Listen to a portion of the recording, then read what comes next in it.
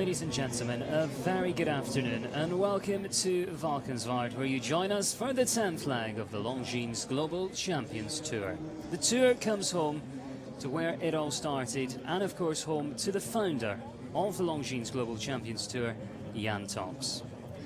The tour really going from strength to strength this year. We've added Antwerp, Paris and Shanghai, 14 events over 12 countries. Of course, grown so much from its start back in 2006, where it had just 6 events. So really growing exponentially, and I'm sure that growth will continue.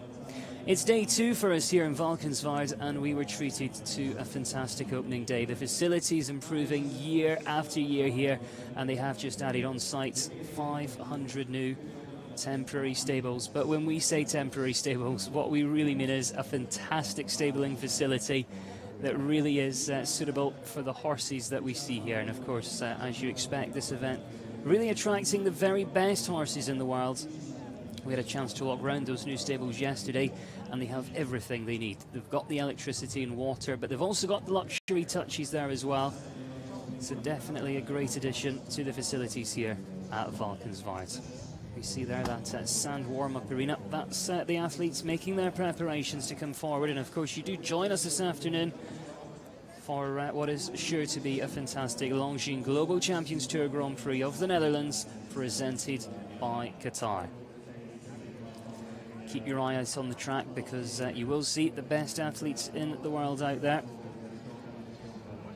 The Olympians, the world champions, they are all here. It really has grown so much, and it's really changed the face of European show jumping. And as well as that, it's also a great place for commerce here as well. The VIP area being very well frequented over the last few days, and in fact when I arrived here I had a walk through the VIP, and we saw some trees, and I thought they dressed the venue so well until I worked out they'd actually built it around the trees. That's how unique the hospitality is here at Valkenswaard. But looking ahead, of course, to the Longines Global Champions Tour Grand Prix of the Netherlands, presented by Qatar, and we have, as we said, some of the very best. A total of 45 starters coming forward here this afternoon. So it really is going to be very difficult to call. Jane Richard Phillips, of course, we spoke to her a little bit earlier on today. We've got Megan Noose, so they're the young riders. Jessica Springsteen's here. Sama El Dahan for Egypt. William Grev for the Netherlands. Thomas Vlen. Ludger Beerbam. And then, of course, we go to the number 8 in the world, Kent Farrington, also here, and very much looking forward to taking part. We see there Jan Tops, ambassador for show jumping, founder of the Longines Global Champions Tour. And as we see in the background there, those grandstands really starting to fill up now as the excitement and drama builds this afternoon here in Valkenswaard. We have been treated to some fantastic weather over the last day or two. Currently 27 degrees here in Valkenswaard, but we might see a little bit of lightning later on. That's what's forecast anyway. We'll see what happens, but it really is going to be a good one this afternoon.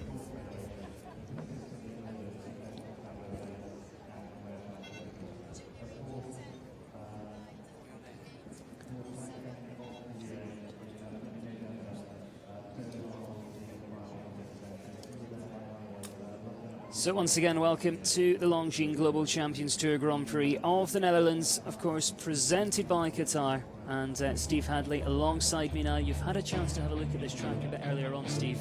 What do you think?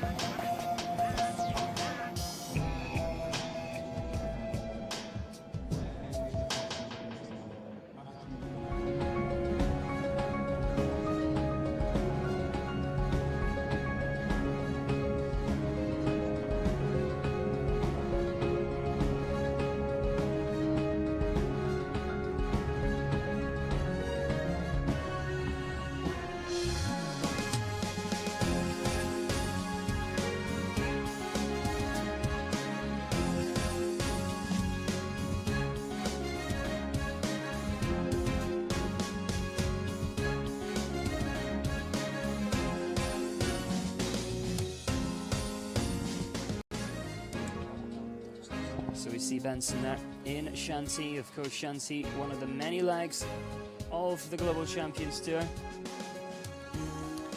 And if you were there for that Grand Prix, then just look at the crowds. They really did appreciate the efforts there. And there it is, the track that will feature here in the Longines Global Champions Tour Grand Prix of the Netherlands, presented by Qatar. It is going to be a fantastic afternoon of world-class sports. So as we said earlier, 45 come forward. Steve, are we going to see many clears out there? I think you'll see a fair few in this round. I'm sorry, Adam. I should be talking to Matt. Yeah. It's a big track, actually. You know, I mean, there's a lot of places you can have a fence down. That was the general consensus of opinion. And there's a lot of option fences, a lot of roll in 7 or 8 strides. And he's, as ever with Uli Vatsani, he has them going backwards and forwards, lengthening and shortening. He never gives you a free option of a roll to a fence on a sound stride, not at this level. And but I mean, we've got such a top class set of riders and horses here. The second page is like a who's who of show jumping, really. They're all here, and we're in for a great competition. You know, we've had several of them recently. You know, a great competition in Monaco, and even more so in Paris, and Chantilly last week was just out of this world. It just seems to get better and better, doesn't it? It does. You know, the bar gets higher, if you'll forgive the pun, and I mean, there's such a lot of money attached to it. You know, 100,000 to the winner, which is a very, very big prize. So everybody prepares for it. They program their horses for it and come here ready to, having had a jump round on the first day, ready to do the business this afternoon. And if there's 45 of the best in the world all preparing themselves like that, the standard is absolutely going to be red hot. And we see just some of them in there. Megan Noose, Oleg Krasik. Of course, you can't rule out the Qataris already had many victories here. Sheikh Albin Khalid Al Thani will be featuring. Alexandra Thornton for Great Britain. Just a few of the names that will feature here this afternoon. But it is wide open, and as we say, when we get towards the conclusion, we really do have some of the very best in the world. We saw Daniel Bloom in there. Edwina Tops-Alexandra, of course, leading the rankings here on the Longines Global Champions Tour. Tiffany Foster representing Canada. She's ridden at the very highest level. Luciana Denez, Gerko Schroeder, Ludger Beerbaum, Daniel Dusser. They are all here this afternoon. Kent Farrington, number 8 in the world. Dennis Lynch has been going very, very well. Duda Di Miranda ranking quite highly on the Longines Tour. And what a great way to finish. Christian Allman, Jérôme Dubbeldam, and of course Rodrigo Pessoa. That will bring this Grand Prix to a climax here this afternoon. So we make our final preparations, Steve. I think we are in for one of the best Grand Prix of the year. Well, I hope so. I hope you're right, Adam, because everything else is right about the place, isn't it? It's the most wonderful location. It's a beautiful part of Holland, Brabant. A heavily wooded area, a lot of forestry, and a beautiful residential area here at Valkenswaard. And it's from young top zones from one end of the road to the other, all on the left-hand side of the road, and some on the right as well. And he's made a most wonderful job of producing this world-class arena. But we've got the first horse in the ring. Over to you. Yeah, we have all the ingredients this afternoon to really cook up a storm. And to get us underway, we start in Denmark. Emily Martinson, Calypso, that 12-year-old gelding by Orlando, getting us underway in the first round.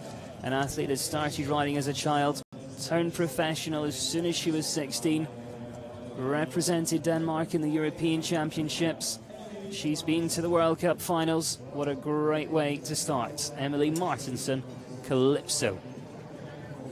Right, let's have a look round this track anyway and talk about some of these distances. There's so much to talk about here. We can't do it. I don't want to do it all in one shot because we can talk about the distances as we go along.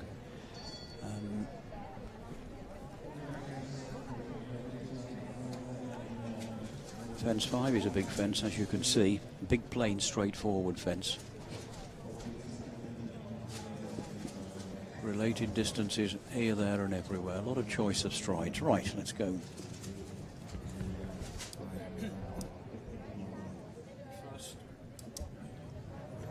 Oh. Well, that's not a great start, I'm afraid, for Emily.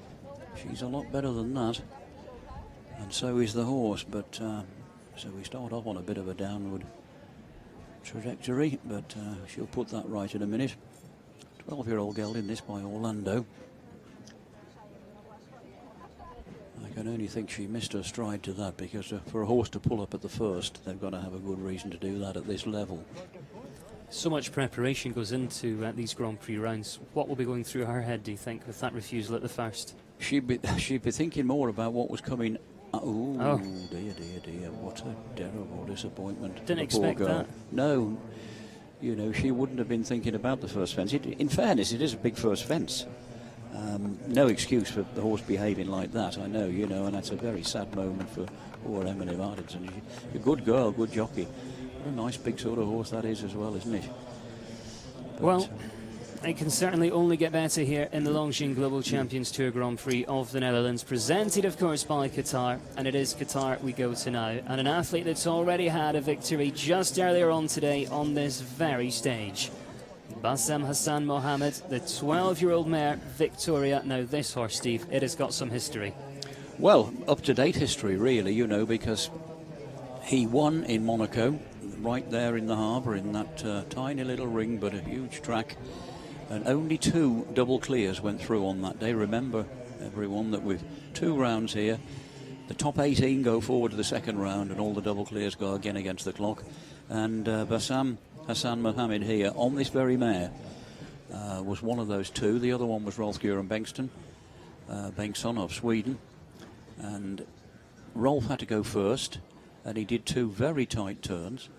And I was amongst nearly everybody who thought he'd done enough, really. And then your man here comes in and takes a second and a half off him. And Rolf took it very sportingly. Someone asked him at the press conference afterwards if he had any strategy before the jump off, and he said, yeah, but it was obviously the wrong one.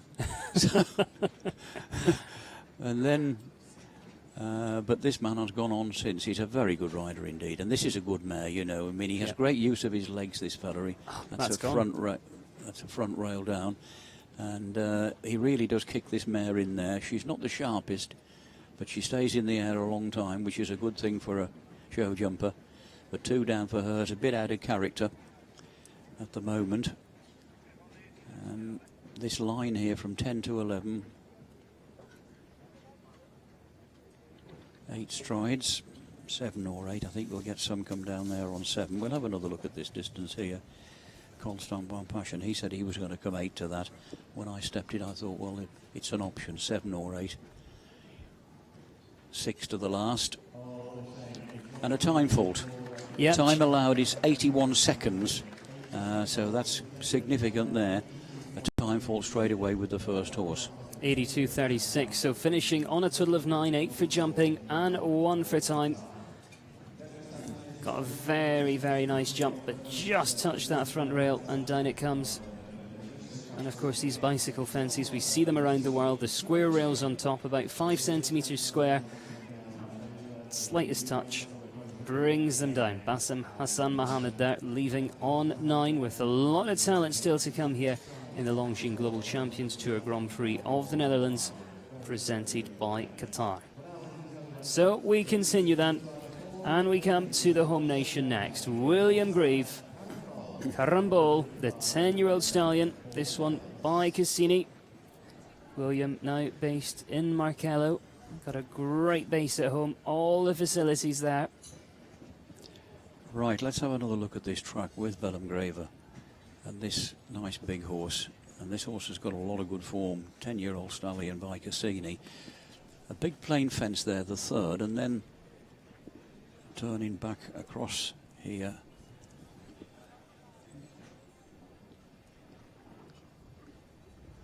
Eight strides around there, thought it would be.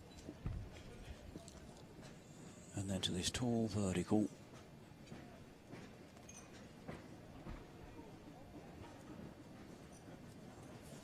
Now turning away over this very tall oxer here at fence 7. About 7 strides. There's an option here again around the corner there to that big double.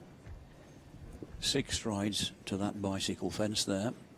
No argument about that. That'll be 6 and that's that. This big vertical at fence 10. He's turned in there to save a bit of time. Looks like most people are going to come 8 to that treble combination. It's not long in there actually, so probably a wise move. And then just a nice 6 strides here. And this is a good example how to jump this track and how a lot of people will jump it. He's not going to make the time though, is he? He's 1 time fault over there, and he was aware of it because he said as he could see, he's looking at the clock. As he was coming to that there, he could see that he was a little bit down and just shot to that last fence a bit quick and pushed that front rail up. This time's tight, Adam. It is going to be something that the rest of the riders will be aware of as well. Of course, they always watch the first couple, have a look at the time.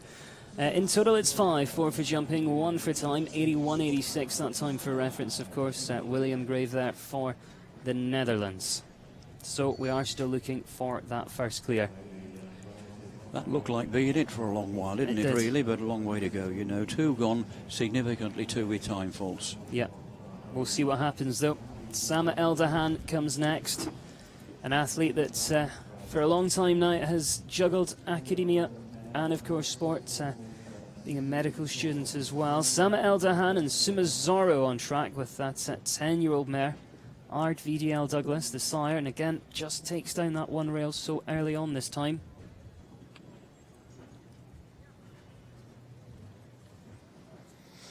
You know, it would have to be said that, I mean, there's nothing against anyone on this first page because they're all entitled to be here. But these Grand Prix are seeded to a degree. And by accident or design, this second page is significantly stronger than the first. And we're bound to get some of the lesser known combinations having a fence or 2 down on the first round. But there's plenty of strength in depth on the second page. Well, I still think we'll get a fair lot of clears. But I think, you know, we'll have another look at this time here because the jury, and in conjunction with the course designer, have the option to lengthen or shorten the time if they think fit. I personally don't think they'll change it, but I do think it's on the tight side. 81 seconds at the moment, and he's going to get inside that handsomely. So that's about right, look. About 3 seconds inside. They won't change that. No, definitely not. And with the 2 rails down, it's 8 for jumping, though. 77.24 for Sama Eldahan and Suma Zorro. So, second best so far. Jessica Springsteen, of course, a rider who's known very well on the international circuit, will be joining us. We saw the first part of that double coming down there for Sama. He's had a great summer with that horse, bred in Ireland, but just not his day. Right to Jessica Springsteen we go then. The 13-year-old mare, La Zona. Jessica got a very nice string, and I know her parents are here supporting her this afternoon. Interesting you said, Steve, about the sort of seeding of these competitions, and I know at many FEI events and under FEI rules they do have the option of separating them into 3 rider groups. So they put the kind of lesser rider group first and the better rider group last, and then they do the draw. So quite often we do see some of the very best coming at the very last. And I think that's, as you mentioned, kind of what's happened today. We've got Rodrigo Pessoa coming later, Luca Bierbaum, Christian Alman, so a lot of big names coming near the end. There's not a little known name on the last page, no, is there really? No. You know, they're all there. Edwina, Henrik Bonnekerman, Daniel Deutzer. We'll cross those bridges when we come to it. Let's go around with Jessica. She's gone well on this Longines Global Champions Tour. Went very well in Paris, Chantilly.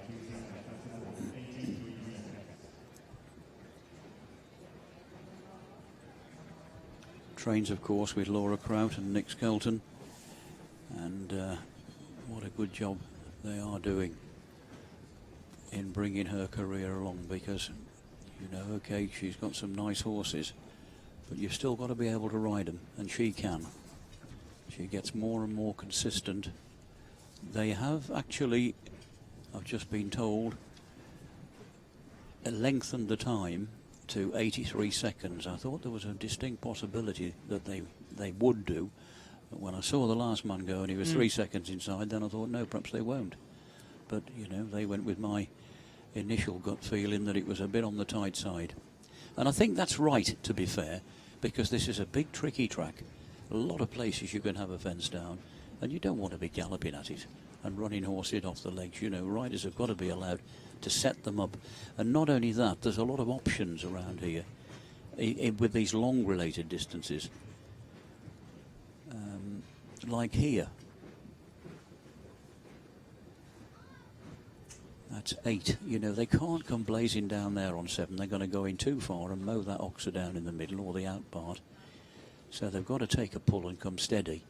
And I think that's a sensible decision to give them a couple of more seconds, because it's still not that generous, look. You know, nearly 80 seconds there, 3 seconds inside is about right if riders are conscious of the fact that the time is right. So I think it was a good decision. Yeah, 79.87, that's the time there for Jessica Springsteen, finishing on a total of the 8 faults in round 1. Lazona. And of course, this first round, Steve, very much about the jumping. Quite a unique competition, the Longines Global Champions Tour, because it's not just one round and a jump off. The top 18 come back, so it's all about the jumping in this round. And as you said, the speed comes later. It's a great formula. You know, I love this formula. It gives 18. The prize money is down to 18th. So if they get through into the second round, they're all sure of prize money, which is not to be sneezed at. So on track and well underway, Eleonora Zerazetto, Velamenuse D. So this one by Heartbreaker, representing Italy, and perhaps could be our first clear here in round 1 of the Longines Global Champions Tour Grand Prix of the Netherlands, presented by Qatar.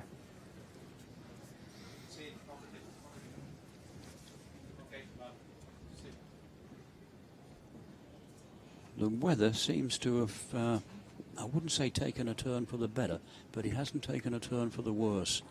There was forecast rain, thunder and lightning. We had a few spots of rain about an hour ago. I went and walked the course early, just in case it did start to be torrential, to get that out of the way, but it hasn't. It's gone, it seems to have blown over. In my experience, Holland can be, the Netherlands can be a bit of a wet country. I've been to several classes and shows as a rider and got drowned. Well, hopefully not today. Hopefully not, although we're okay in here. Yeah, exactly, we're okay. Looks like another 8-faulter here.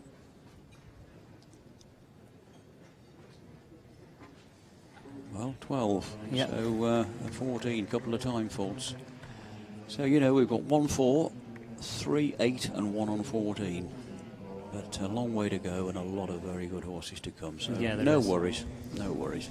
87.55 is the time, and of course, as you heard, that time allowed has been adjusted to 83 seconds. But after 8 faults, I think she just steadied up a little bit. She knew she wasn't in contention, although it is the top 18, of course, that do progress here.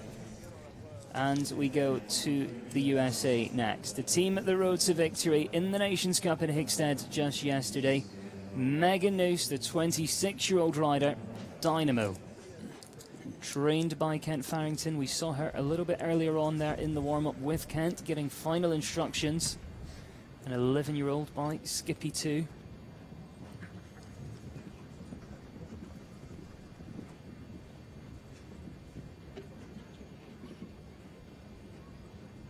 Most of these fences bang up to 160. This one is. That's maximum distance. Nearly 160 all the way around. All the oxers are about 155. 5'1". Like that one. That's a big oxer there. You see, she's gone 9 to that there.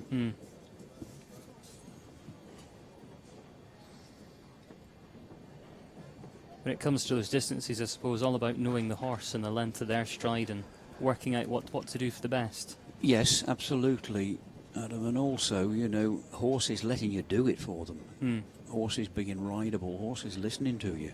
You know, when you you can't get away from the fact that when you pull on the reins, they're supposed to slow down. When you put your leg on them, they're supposed to go forward. It's that simple. Yeah. Yeah. Looking good, this one. Not every horse does that. I mean, this horse wouldn't be a difficult horse to ride. He's jumping round clear so far. 2 fences. This could be our first clear if she makes the time, which she's going to struggle to do.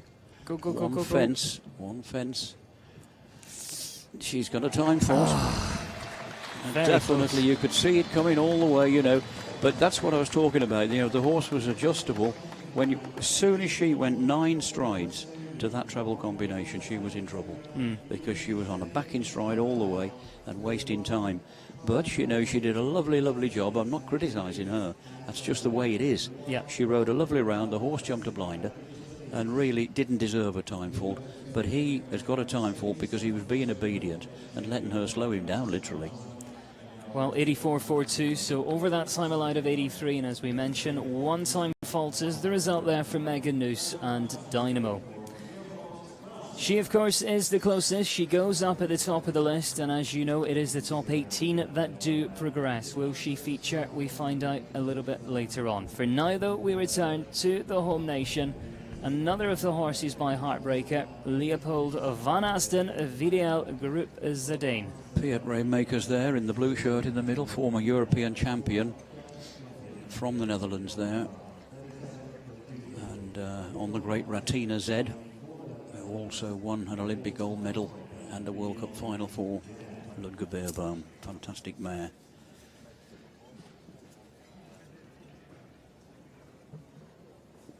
This is a very experienced man, Leopold. Only a 10-year-old, this horse.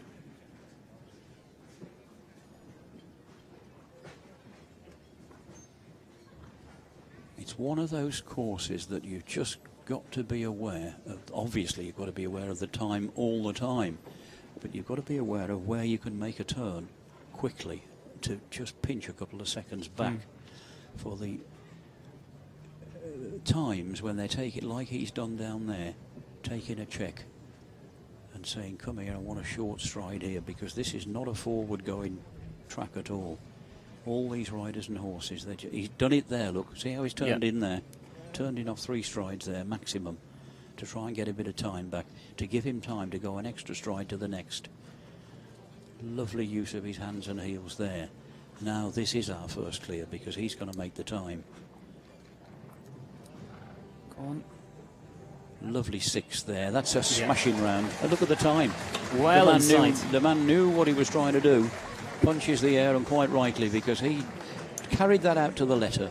He would have seen the previous girl, stood in the tunnel there and watched her, knew that she was adding a stride all the way around, and knew that if he did the same thing, he was going to get a time fault.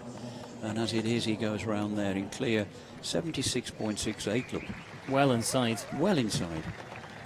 Great horse as well, jumps very nicely through the Longines combination and gives us our first clear here in the Longines Global Champions Tour Grand Prix of the Netherlands, presented by Qatar. So it gets serious. We have our first clear.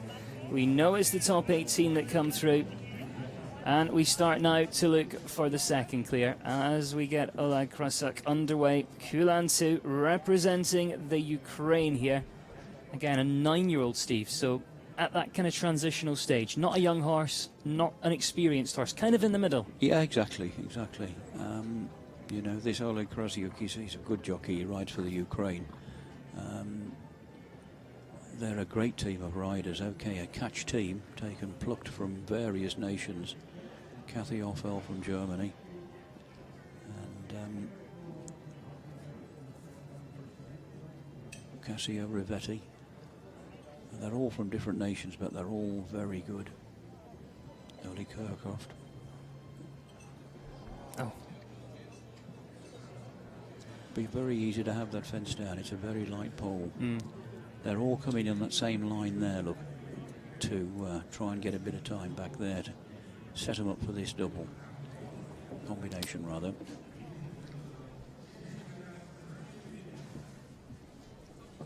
So on 12 at this stage. It's a poly track, this is.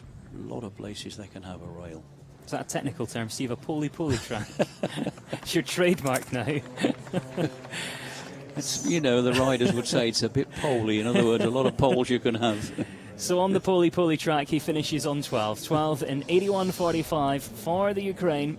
Ola Krasiak leaving on 12. And we see, as we say... Oh, he was a long way off that, wasn't he? Yeah. That was a bad start. They can't jump a fence like that off a stride like that. It's just too big. It's 160. Do you think they worry about these bicycle fences? We see them at quite a few of the big venues now. They are very easy to knock down. Do you think they kind of override them a little bit? No, I don't think so.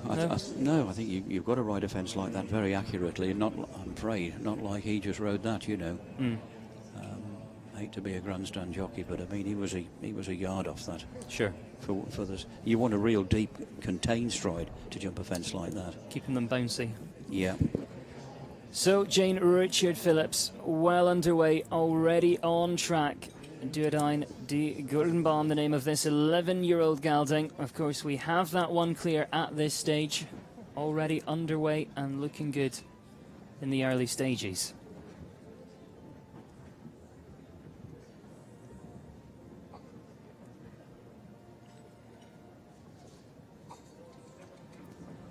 Now, Steve, you followed the Grand Prix circuit of the Longines Global Champions Tour. How would you say this track today compares to the ones we saw, for example, in Chantilly? Good question. About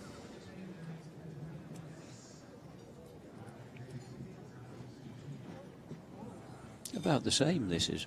I'll answer that question in two parts. About Chantilly, about the same.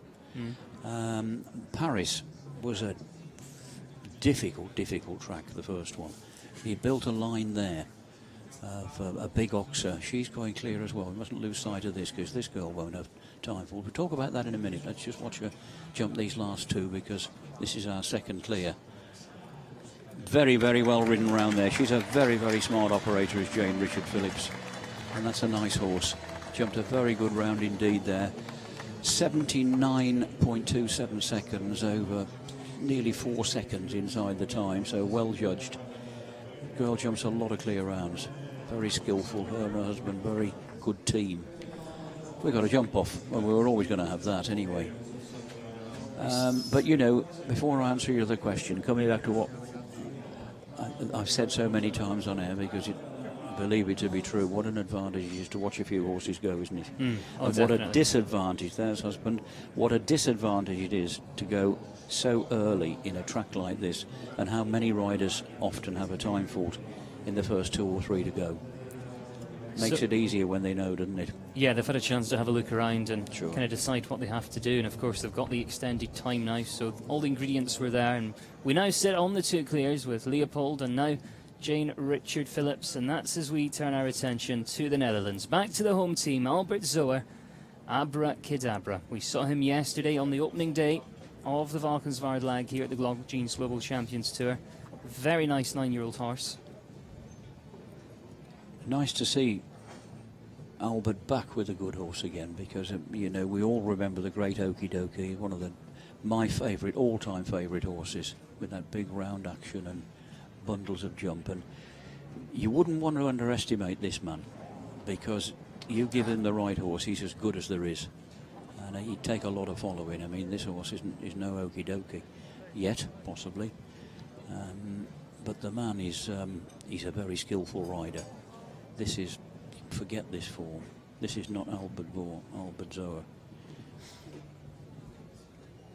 Okie Dokie eventually was sold on, as so many of them are, and eventually, sadly, passed away. But it was a wonderful era when he was going on Okie Dokie, because he was a fabulous horse.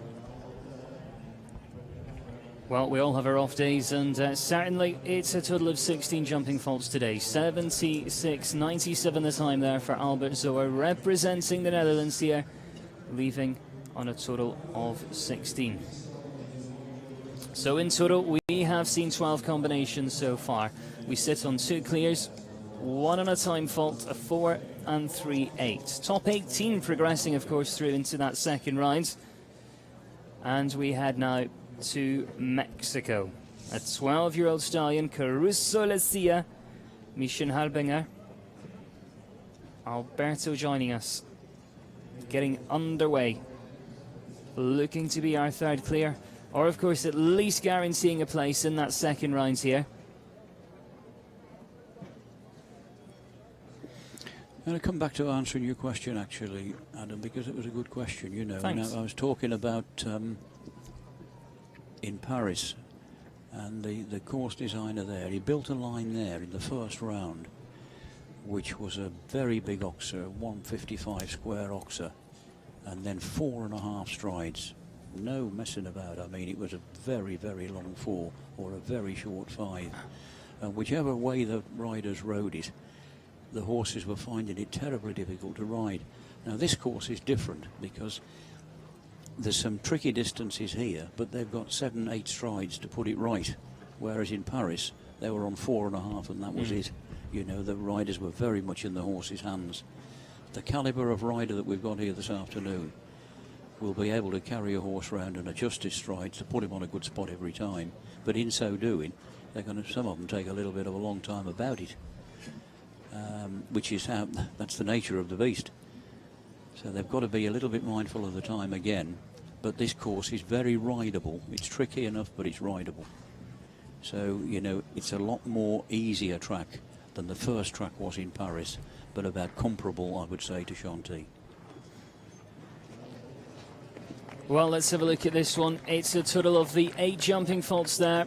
The time 80.01, so well within once again. Alberto Michan-Halbinger for Mexico, leaving us on the 8. But I think with all the tracks, Steve, we're going to see a degree of technicality because we have the best in the world here. They've got to be tough, haven't they? I mean, you don't get a lay down anywhere. One of our clears there. Bassam Hassan Mohammed, who had a fantastic win earlier, sits on 8 today. And we go back to the Qataris now. Sheikh Ali bin Khalad, Vienna Olympic, another wonderful horse, this one. It really, really is. Cassini, a 9-year-old mare, so again, not the oldest horse in the competition, not the most experienced, but certainly has such a lot to give. The man we've just seen in shot, and I'd stick my neck out a little bit here, Bassam, and Ali, Sheikh Ali here, I would say arguably a couple of the best Qatari riders, because this man rides very, very nicely. He doesn't make waves, he just rides in a nice soft flow-in strides. Horses suit him down to the ground. He's tall, very tall, but not heavy.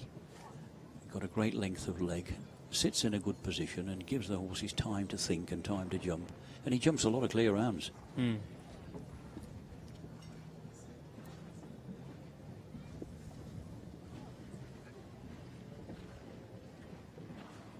A lovely way he just eased that horse through that double and set it up to jump that vertical there. That was lovely to watch.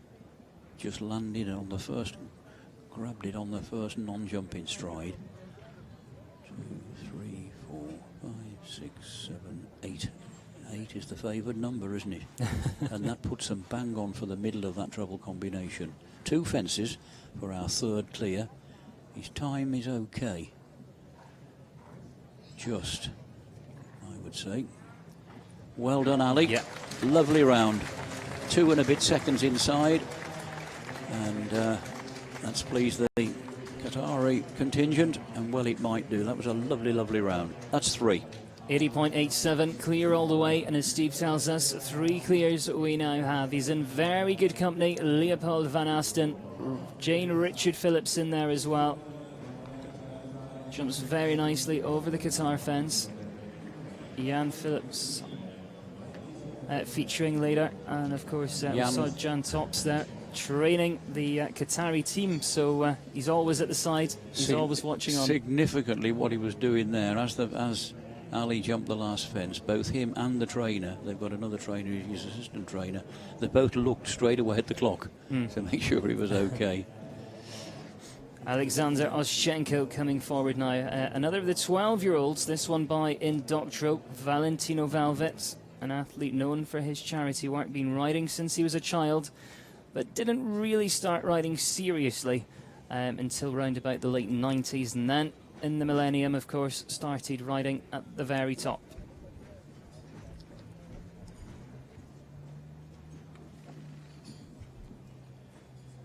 Men like this are a great asset to show jumping. He's a huge enthusiast, is Alexander Onishenko, and has been for a long time, as you say. And it does the sport an awful lot of good, you know. I mean, it takes a bit of doing to put a whole nation's team together. And he's done it and been very successful. I mean, they've won the Nations Cup in Rome last year, and he started with some, and has some very, very good riders. And you've got to keep them all well horsed.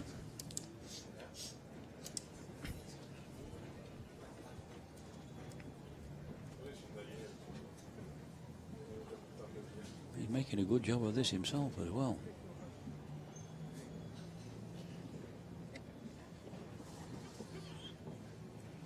I thought we would get a few clears. I mean, we've ironed out the teething problems with the time, but these horses are jumping this very well. Yep. He's going to make it look. All the way. Yes, he's going to make it as well. Look, 2nd and 3/4 inside. That's nice to see. Alexander there, jumper clear round, because, you know, to a degree he would play second fiddle to his top-class, world-class riders. Nothing wrong with that. And but for him to go and jumper clear round in a competition of this magnitude is a real fillip for him. Well played, well done. So 81.25 and of course clear. So that gives us our 4th clear. 4 clears we have, 1 at a time fault, and then we look to our 4 and 8 falters. But we do take the top 18 through, and we go now to Great Britain, and one of the youngest athletes that will feature here this afternoon, just 21 years old. Of course, she was based in the UK until the age of 11, then headed across to America, but still very much riding for that home country. Ridden at a few Nations Cups already in her career. And at the age of 21, Steve, do you think they really have the experience to take on these tracks? Yeah, definitely, I do. yeah. I mean, there's a few more to come later on that would be younger than that. I think, you know, if you go back through the ages, through history with show jumping, a lot of riders that spring to mind were world-class riders when they were in the late teens. I mean, I'm speaking as a Brit. 2 examples in my nation were Michael Whittaker and Nick Skelton. You know, Nick Skelton always rode as if, even as 18 and 19, when he was just starting to take over along with the Whittakers, the top end of British show jumping. He thought he was fireproof. Yeah. He still does. And Michael Whittaker, I mean, he was a magic rider when he was 17, 18. And very easy to get. And still is. Yeah. Another clear. No, I haven't had that. Got another clear in the making here.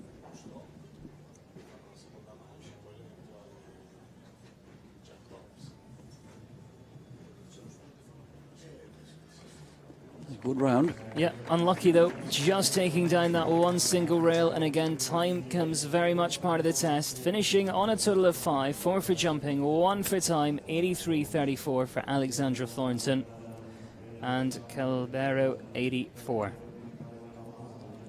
And I suppose, Steve, it's also easier to get that world-class experience at a young age now, because there's so many competitions around the world where you can get onto the international stage. You can be out every single weekend if you wanted to. And with the Longines Global Champions Tour, of course, that becomes more true than ever. Well, absolutely right. You know, I mean, there would be a choice of probably 2 or 3 major shows, smaller international shows, bigger international shows, every weekend of the year, really. We go right from here. Okay, there's another, including the final, another 3 global champion shows. 1 more Nations Cup, Furiccia Nations Cup in Dublin next week. And then get the 2 finals over, the Furiccia one and this one in Doha, and then wallop straight into World Cup qualifiers again. Yeah. The calendar certainly is full, and currently on track, currently on a clear, but not now. That one does come down, so sitting on the 4 faults, a rider who represented Italy in the 2013 European Championships. Luca Maria Monetta and Connery, 13-year-old horse. Just touched that front bar.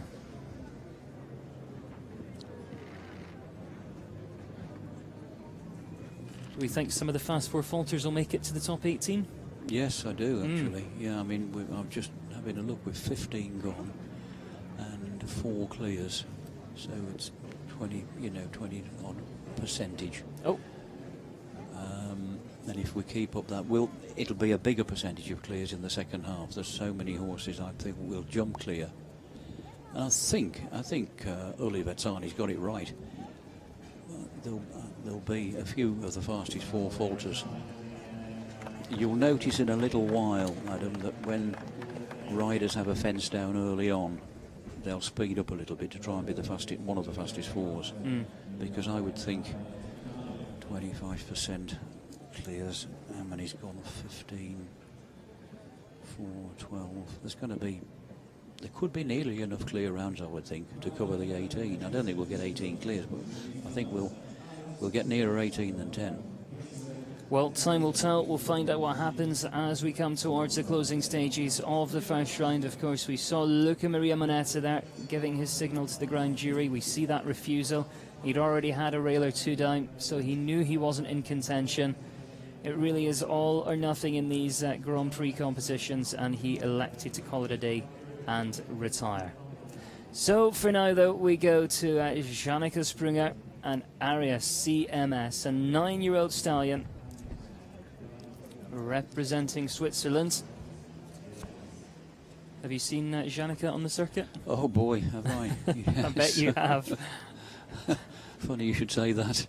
I mean, she's a very, very good rider indeed, and has had over the last couple of years a tremendous run with a lovely chestnut horse that she sold to Qatar.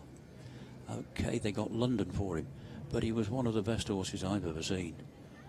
And you take a horse like that out of your string, it makes things very financially stable, but it cuts down your chances when you get to classes of this magnitude. But oh, what a lovely horse he is. A real out-and-out jumper with scope to burn. He jumped the European Championships last year in Herning for the fun of it. Over the biggest tracks you could ever wish to see. But the girl is very good. She'll find another one, but not one as good as him easily.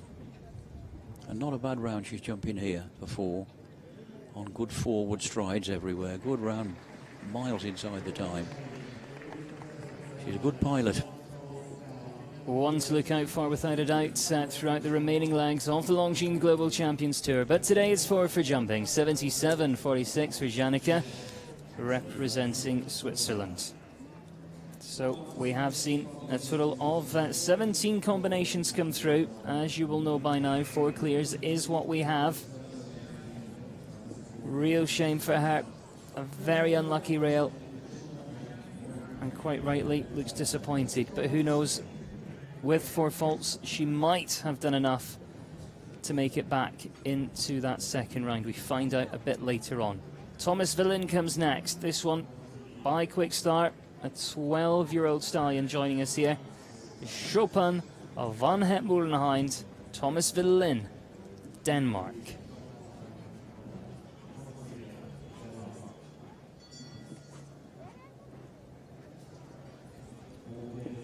Nicely bred horse, isn't he? By Quick Start out of a Darko mare. Thomas Villin been around a long, long time now, and he's not an old guy by any manner of means, but he was a very good rider when he was a young rider, and always been competitive. He's always, been taking part in major championships, Europeans and that sort of thing. He's good enough. He's got 2 yards, a lot of horses. Very good rider.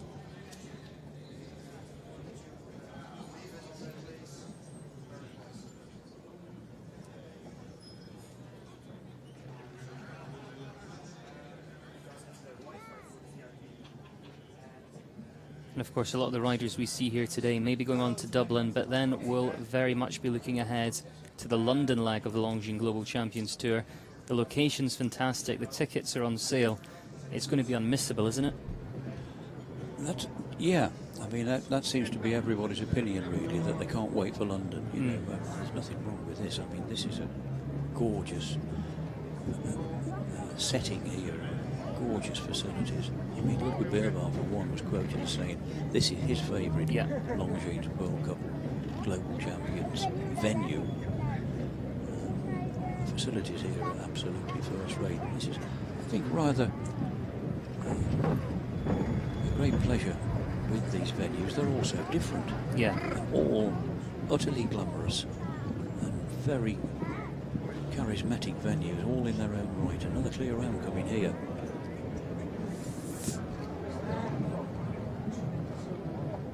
One extra one down there.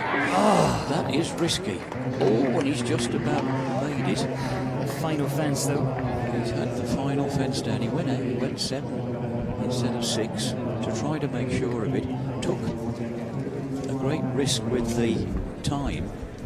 Got just inside the time, but not the railings. Very final one as well. Got to be frustrating that as a rider. Yeah, well, definitely. But I mean, that was unlucky. Didn't deserve it. He'll be gutted about that because he'll be the slowest form.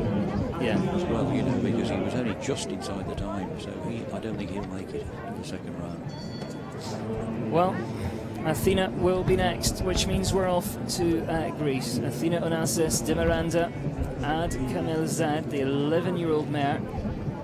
Getting back to this venue here at Valkenswaard, you might correct me, Steve, but I think this might be one of the best for producing horses as well, because although the rest are fantastic venues, they really are breathtaking, this one almost feels a little bit more like a show. There's not quite as much going on, so if you had a horse you wanted to bring on, maybe introduce it to the world stage, this would probably be the place to bring it. I agree, absolutely.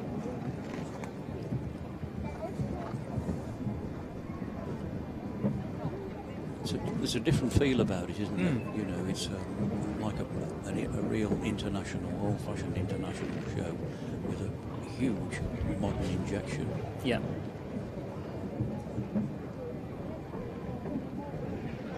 This is a lovely horse. And Athena rides him, her, it's an old mare, 11-year-old mare, to perfection. I hope Athena doesn't mind me saying this, but I think she has made the transition from an amateur to a pro very well indeed. Okay, she's still an amateur. She doesn't need to do it for a living. But you know, she started as to say a fun rider was would be a bit mean to her, but I mean, as a true amateur, which she still is, but rides now in a very professional way. I think that line as well between amateur and professional is getting kind of thinner and thinner, isn't it? It is, yes.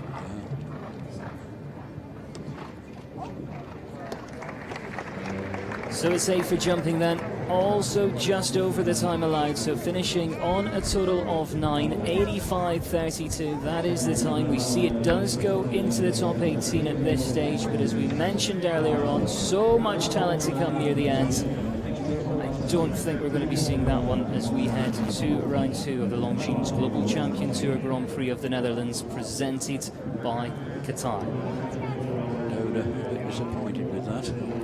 I don't blame him really. You know, she was one of my backers for a clear, the way she's been going recently. Doda's still to come a little bit later on, of course. And if you were here in Valkenswaard last year, you'll remember Doda went very, very well indeed to ride to victory. And that same horse is back again to defend the title for 2014. So we look forward to that a little bit later on. For now, though, it's on to Marlon Modalo Zantelli, extra Van Essen. 10-year-old gelding representing Brazil. We saw them in Antwerp, went very well there.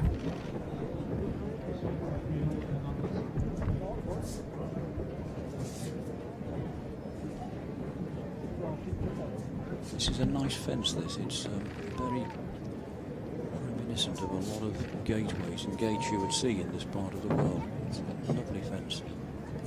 And right here as well, I had a walk down to Jan's yard yesterday, and they've just put up a brand new indoor school, and you have to go down and see it before you go. It is breathtaking. I have every intention of doing that because I was at Hickstead yesterday, as you know, doing the Nations Cup, so I only flew in first thing this morning.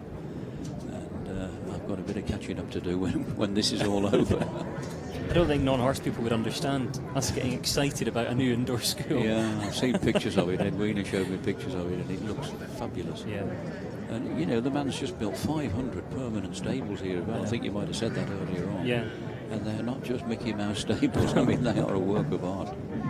And you think of some of the shows you go to and you get stuck in a stabling field with temporary stables. You're up to your knees in mud. And then you come here, 500 permanent stables, all the luxuries you'd expect on your yard at home. It's unbelievable. Well, not today, I'm afraid. 3 rails come down, so a total of 12 jumping faults for Marlon. I don't know, he has done a lot better over this series, just not his day today. 79.97 and a total of 12.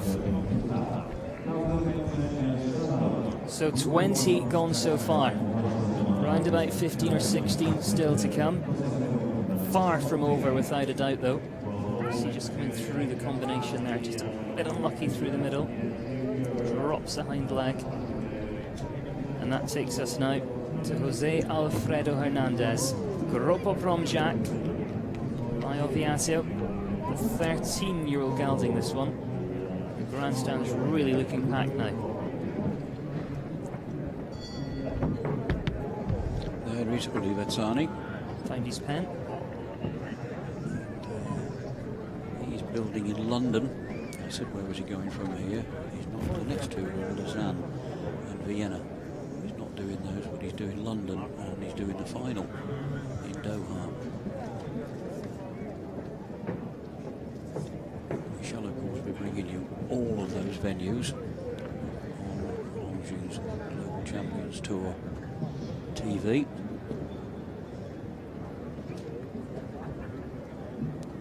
Free. All you've got to do is look it up.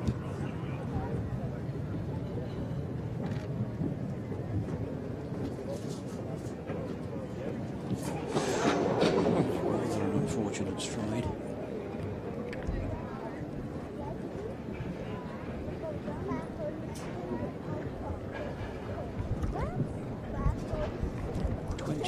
Gone now with this gentleman.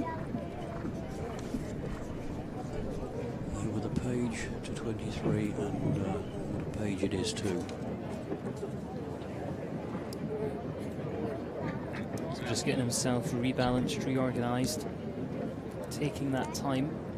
I think that's important as well. When you know you're no longer in contention, you may as well just ride that circle, regain your rhythm, get organised. And in fact, I think he might be going to call it a day. He does. He gives that signal and elects to retire. We certainly give our thanks to him here. Jose Alfredo Hernandez and Grupo Prom Jack retiring here in the Longines Global Champions Tour Grand Prix of the Netherlands, presented by Qatar. You've ridden at so many top-level competitions, Steve. How difficult is that sort of decision to retire and call it a day? Well, do you know, I was just searching for a way of putting it into words kindly, because if you have a bit of a mini disaster like that, like he's just had, the first thing is you want to get out of there. You want to go and jump a small fence and come out. I think he was looking around there, you can't find a small fence. Look at that officer. Yeah, he searched and searched.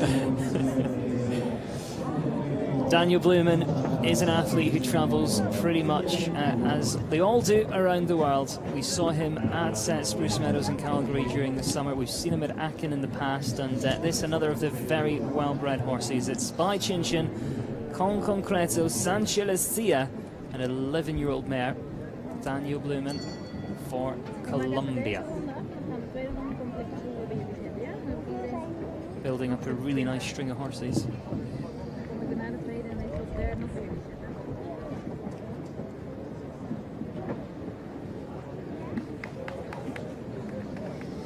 Sun's come out, or trying to come out anyway. I think we're going to miss the rain. It's gone by up the road, which is a good thing. 4 clears. We're on page 2, 23rd horse to go now. 4 clears. Leopold van Asten from the Netherlands, Jane Richard Phillips from Switzerland, Sheikh Ali bin Khalid Al Thani from Qatar, and round there for Alexander Onishenko for the Ukraine. Well, that's gone. Megan Nitz, one penalty. Time thought she could go through. And then only 3 full falters: Yannick Sprunger, Willem Graver, and Thomas Verlin. So we know the rules of this competition state the top 18 go through. So at the moment, we've got 16 falter in 18. I know we've got a lot still to come. It's true, yeah. It's not going to stay that way, is it? No, no. It's quite a long chalk.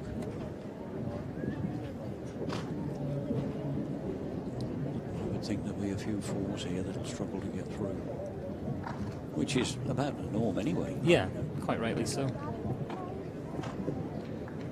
So for Daniel Blumen then, he finishes on that total of 12 jumping faults. The time 82.05, so getting a little bit close to the time. It does go into the top 18, into 17 at this stage. But of course, as we just said, it is looking like they are going to be getting pushed down and down and down with the talent that's still to come here in round 1. He knows that horse is so much better than that, just not his day.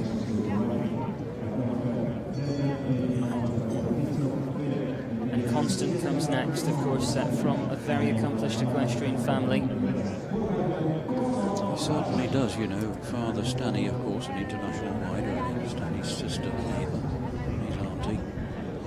Also, grandfather's here today, Rennie Van Passion, dealer, lifelong dealer in horses. 86 years of age he is. I haven't seen him for a while, but having lunch there a couple of hours ago. Looking very, very well. So this man's got a young man, tremendous pedigree for the job. And you know, okay, he's had a fence down, and I said to him just as he was walking out of the ring, I said, "What do you think?" And he said, "A lot of places you can have a fence down." And as everybody said, and he looked at my course plan, he said, "What's the time allowed?" And I'd got 3 distances, 41 of my paces round there.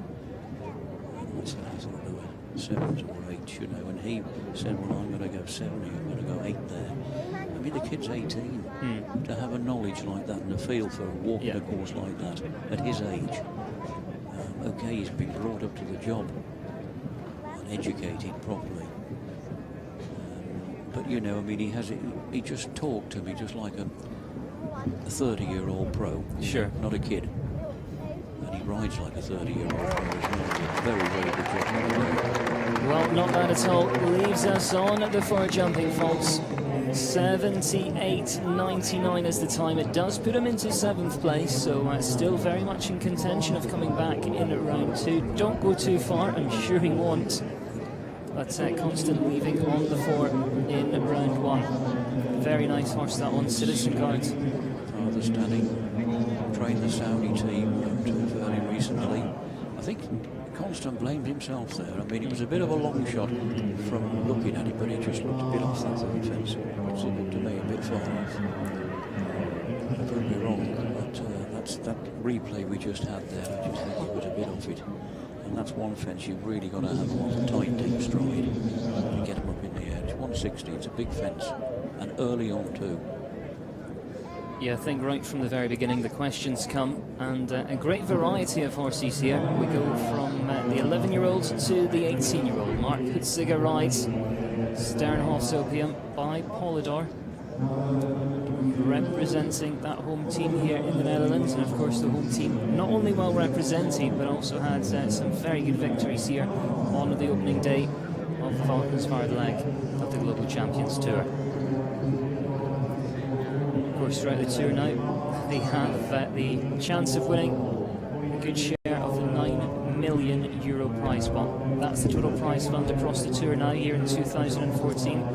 14 events over 12 countries. And today the prize pot's big as well, €300,000, 100,000 going to the winner. Looking back to when you were jumping, Steve, I mean, the prize money, it's kind of not really sort of It's comparable, just is it? Not comparable at all, No. is it really? No. You wouldn't begin to compare it. I mean, in those days, in Nations Cups, there was no money attached to it at all. The only money in the show was in the Grand Prix. In the Nations Cup, if you went well, you got a rosette and a well done if you were lucky. A cup of tea.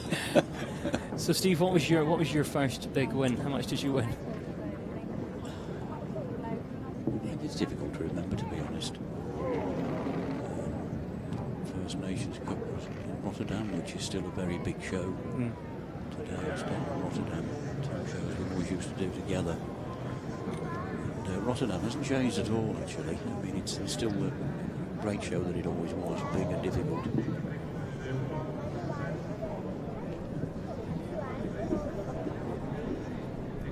Another good round here for Mark McZagger. He's a good rider, this man.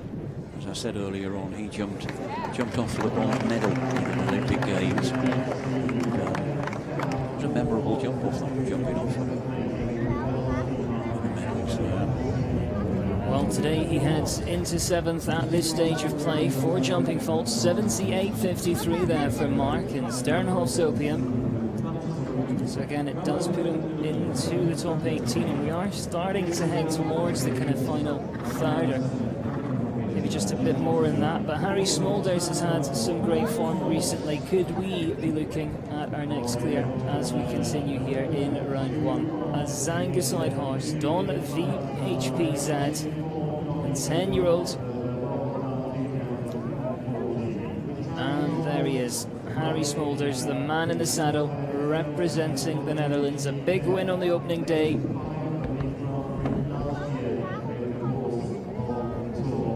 The hospitality here, Steve, really is tremendous, isn't it? Fabulous, you know, it is at all of these Global Turn Champions shows. People love to be here, and they're prepared to pay for it, they're able to pay for it. So, give them what they want, and they'll pay for it. And they're here because they choose to be here, want to be here. You know, it is just a wonderful experience for all concerned, not, you know, just for the amateur riders. There's 3 super amateur classes each day, which is the bulk of the revenue at one end of the scale. And the top international riders are here by right of right, you know, and they earn their passage because it costs a fortune these days to run a string of show jumpers. They should be jumping with this sort of money. Yeah. You know, I was just ruminating, if you like, about what you've just said about what was the prize money in my day. 20 or 30 years ago, £2,000 was a big prize. Sure. But take into inflation into account, obviously. Yeah. But I mean, that's only a small part of it. The amount of money that's come into this job over the last few years is phenomenal. At the end of the day, they really are athletes. They really are at the top of their game when they get to this level, and they deserve to be paid for it. They certainly do, yeah. It's come down to sitting on 4 at this stage. I think the biggest problem with this explosion in need and creating a need, which is what people want out of the job, and there's so much show jumping at world-class level, is the shortage of horses. Good horses are good enough to do this. There's not going to be enough horses to go around. Supply and demand will look after that. And producing those horses as well to get up to this level, it isn't easy. No, it costs a lot of money. Harry Smulders there, leaving us on the 8 jumping faults. 80.17 his time in round 1. Again, with that victory yesterday, he will be very disappointed with that one, but definitely another horse to keep your eye on. 10 years old, just starting to really build up that world experience now. And Michael van der Vleuten, another rider who's known so well on the international circuit. And of course, with all these horses, the breeding does come into play, and this one by that famous stallion, Hiram de Raval. We go now to the 12-year-old stallion, VDL Group Verdi, Michael van der Vleuten, for the Netherlands again, for this home team here. He's featured on many legs of the Longines Global Champions Tour. Had a lot of success along the way, hasn't he? Oh, he's a good jockey, is Michael. Nice lad. rides very well, makes a super job of this horse. He's a very good horse, you know. His father, Eric, was telling me in Falsterwell a couple of weeks ago, he had a trip from the show to the hotel, the longest trip there, half an hour, talking about horses and people, and this horse featured in the conversation. And he said he was always a bit of a lump to ride. He looks a lump to ride, doesn't he? Always on his front end. He said he was always the same. He said, but he always jumped clear rounds. Right from when he was 4, 5, 6 and 7 year old, when he was jumping 130, 140. He used to ride him himself, Eric did, Michael's father. I think if horses, you know, if they don't get a bit of height and width when they're 4-year-old, they never will. And if they jump a lot of clear rounds, that tends to stay with them as well, if they're a clean jumper. And this horse is, you know, I mean, he looks as if he's going to fall through one every now and again on his front end. And the man rides him to perfection. Look at the way he's carrying him down here. And now his time surely is okay. Michael wouldn't make that sort of mistake here. This is our 5th clear. Good man. Pick him up. Good lad. Yep. Well done. Smashing around. All the way. And that was a class act, wasn't it? What a super round from Michael. He makes it look easy though, doesn't he? He just sits there, he takes the little checks, but he's so quiet, you don't does even it very, realise. very well. I wouldn't think that looks easy what he's doing there, but I know what you mean, he does it very, very well. You don't even realise that he's making those small checks or whatever, because he does, you know, He just keeps setting him up. Look there, look, he just took a little snatch, just got him up off his front end, just to get his trajectory right. And then look how he lands on his front end and runs again. So he has to set him up, pick him up again for the next fence. That's how the horse is. Yeah. You can't ride every horse the same. You ride a horse in a way that it needs to be ridden. And he rides that horse in the way it needs to be ridden to perfection. So Michael van der Vleuten goes clear. He's in very good company up at the top with Leopold Van Asten, Jane Richard Phillips, Sheikh Albin Khalid, and of course Alexander Oskinchenko. That's our 5 clears at this stage. Abdel Kabir comes forward next. You can definitely not discount this one. Abkadil Kabar and Quickly Di Kreska, the 10-year-old stallion. 2 characters together, these, aren't they? Yeah, without a doubt. Oh, that's gone. The man can ride and the horse can jump. I think they're a charismatic pair. I love to watch them. The horse is so cheeky. So-and-so, isn't he? But he does have the decency to jump when he gets there. A lot of personality. That's a good word, yes.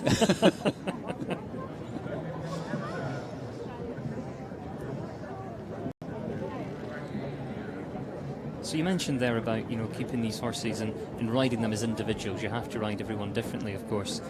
If you had a horse and you're jumping at this level, how often would you jump it at home during the week? As little as possible. The least times they leave the ground and have to land on the ground, the better. I would think very, very few of these horses, top level, would hardly ever jump anything at home, I would think. Again, it's down to the individual. Yeah. 3 down for him. Yeah, that final fence also coming down the front bar of the final oxer, so finishing on the 12. Just to give you an example of that, Adam, you know, I had a conversation with Steve Gerdad about that very same subject, about his Olympic gold medal winning horse, Nino de Buissonnet. And he said, and I totally agree with him, you know, because I said to him, you know, he'd stand an awful lot of jumping, although he wouldn't want that much jumping, would he? Yeah. And he said exactly, you know, he's better off on the 3rd or 4th day of a show. Needs a lot of work, a lot of jumping, but when you get one as good as that, you want to jump them as sparingly as possible. So it's a double-edged sword there, really. A no-win situation. Basically, you know, save the jumper when you get in the ring. They know how to do it when they get to this level. They know the should, job. shouldn't they, when they're 9 or 10-year-old, you know. Yeah. Now then, we see the armbands. We see the athlete that leads the way in the Longines Global Champions Tour rankings. It is Edwina Tops Alexander, old chap tame. What a fantastic horse, such a talented athlete. Of course, wife of our founder of the Longines Global Champions Tour, but also still getting a few tips, I'm sure. Yeah. spoke to her yesterday, in fact, and asked that question: do they ever argue when Jan's trying to warm her up or whatever? And did you ask her that or him? No, her. Definitely her. And she says they do very occasionally, but because they've worked together for so long now, they kind of know each other inside out. They don't have to argue because they almost know what each other are thinking. Yeah. And it really is a great partnership, isn't it? It is, and Edwina's improved and improved over the years. She's a most competent pilot now. She loves this horse, the bitch Chappie.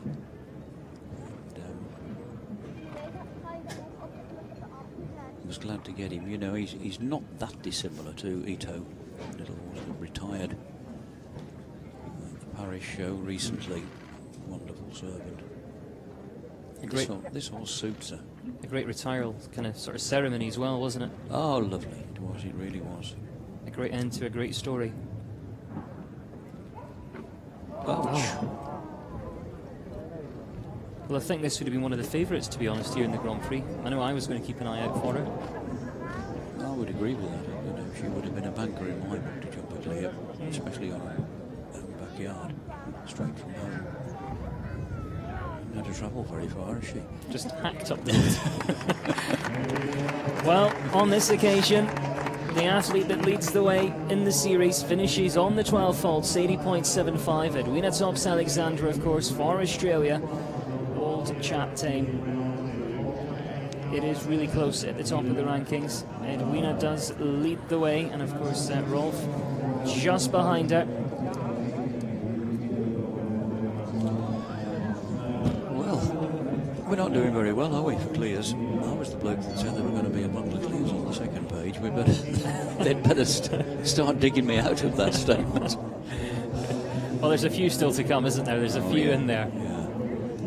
And this one has a great string. It has been a very exciting year for her because she's added to that string Triple X, the gold medal horse, Tiffany Foster on track.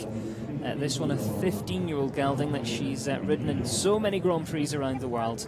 Southwind, VDL, Canada, and Tiffany Foster.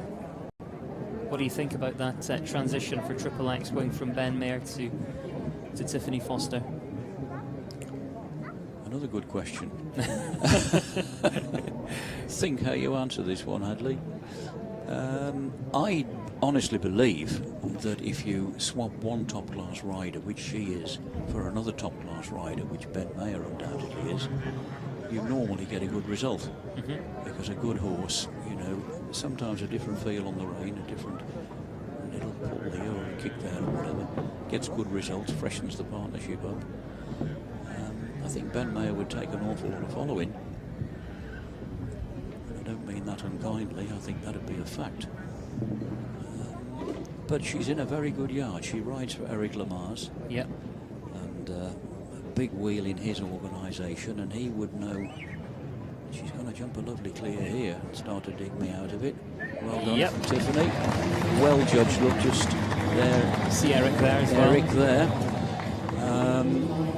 Their preparation would be as good as any professional yard in the world between the two of them, and she is an extremely good rider. I should think it'll go well for her. It's early days, and we'll certainly keep an eye out. I haven't seen him out with her yet, have you? Yeah, I saw them at Spruce Meadows throughout the summer, and she came very, very close to a win. I think it was something like 200ths of a second away. It was very, very close, but still early days for Triple X and Tiffany Foster. And I think they are going to be looking towards Rio without a doubt. I think that's what they'll be programming him for. He'd have a bit of a chance of getting there as well, I would think, wouldn't he? Oh, yeah. The way he's been going, Eric. And of course, importantly though, today she's here with Southwind VDL. Tiffany Foster does jump clear, and I think that will be good enough, of course, to guarantee a place in that second round. It is just the top 18 that come through though. And Henrik von Eckermann steps forward next. On to the stage with Gotha FRH, a 13-year-old mare by Gold Fever, this one. Representing Sweden. Henrik, of course, very well known. He's been to so many legs of the Longines Global Champions Tour, but before that, well known on the international circuit. Had so many Grand Prix wins. He's represented his country at the highest level. Again, got to be one of the ones that we thought might just head on through. Yeah, Gotha is a good mare. she's not easy. Ludger did a wonderful job, and Ludger, who Henrik van Ackerman rides for, did a wonderful job producing her. He never found her easy. Sportingly turned the ride over to Henrik. He's got a good string of horses, so gave Gotha to Henrik to ride. And he's won a World Cup qualifier on her. He's jumped some cracking rounds. She can be a bit marish on a day and throw in an odd bad round, but basically she's a very talented mare. And she's by Gold Fever, she's by a good horse, a horse that Ludger himself rode to win a team gold medal. Well, that's a good start. But I think this man is a cracking rider. You know, he's in the right place. And he's getting more opportunities there than he would do in his native Sweden. And he was second in Chantilly, not on this horse, another horse last weekend, and rode an absolute peach of a jump-off round in one of the best jump-offs you'll ever see. Only 4 horses. But what a cracking jump-off, class jump-off. Could get another one today. Let's hope so. One fence. Come on, Gotha. Go on, get up there. Well done. That's another clear. Now they're starting to come, aren't they? Now it gets very, very interesting because, yes, we do have another clear. And that one is our second fastest out of interest in the first round. 78.92. Henrik von Eckermann for Sweden. And Gotha heading through to round 2. That big pad of things says it all. Let's have a look here over the Longines combination, a very gymnastic combination, but not causing any problems through there. It hasn't caused an awful lot, has it really? No. The other thing as well about him riding Gotha is that they all belong to Madeleine Winter-Schulze, same owner, so there's no clash of interest there. You know, so she would be just as happy, I'm sure, to see Henrik having success on her as Ludger. Rolf, get ready. Well, what a year it's been for this athlete. He has been crowned the 2014 German champion. He won the World Cup final with Cornet d'Amour, and that's the horse he features on today. What a horse this is, by Cornet Oblinski. It is just an 11-year-old, but already it's brought so much success. Daniel Düsser rides for Germany. He's one of the 3 bankers, unless anything goes wrong, which if it possibly can, it will do. Unless anything goes wrong, he will make it to WEG, the World Equestrian Games in Normandy, in a very short space of time now. Marcus Eining is a banker as well with Coronado, the other lovely Cornet Oblinski grey horse. And Ludger on Chiara. The other places are up for grabs at the moment. There'll be a lot of difficulty to find the 4th and 5th horse. Not find them because they've got plenty of them. It's not a case of who they're going to take, but who they'll leave out. Yeah. I think this World Equestrian Games, I think it's going to be one of the best we've ever seen, because the horses we have at the top level, there just seems to be so many good ones. Yeah, exactly. Lexington was great, though. I think every World Championships are, and I love the formula over the 3 or 4 days, and whether you like it or whether you don't, a 4-horse shootout at the finish when they ride each other's horses. Okay, some say it's dated, some say it isn't, but it's a great spectacle. Look at the round this horse is jumping here. What a feature of a horse to ride, isn't he? This man is a very good jockey indeed. He's got another top horse as well. He's well horsed. Now we really are... Oh, my goodness me. What a rail to have. Didn't expect that at all. They have had such a fantastic year, and it is the very final fence that comes down there for Daniel Düsser, Cornet d'Amour. We know it's the top 18 that come through. Is it a fast 4-faulter? Well, it goes into 9th at this stage. Will he be back? We find out later. Well, he might be back, you know, but on the other hand, he's not going to make the jump off, is he? The double clears. No. Because he's going to carry that forward, and we will get double clears. They've got to do it all again yet in another round, you know, and it'll be a big track again. But this track is causing enough problems. It's really sorting them out, and I think this formula is really good. It really sorts them out. It really is so effective of finding a winner that really deserves that huge prize money. So, continuing on, And Cassio Rivietti comes forward next. Again, a very experienced horse, the 16-year-old Vivant. Cassio Rivietti rides and representing today the Ukraine.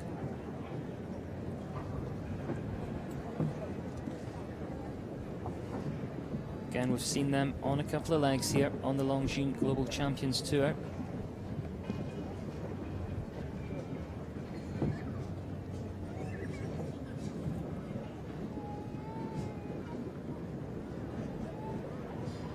Of course, he's represented his country on a number of occasions at the European Championships, at Olympic level as well.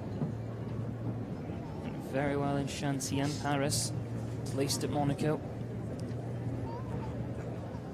16-year-old stallion. It's an old horse's course, this is. You've got to really be able to be carried round and adjusted here.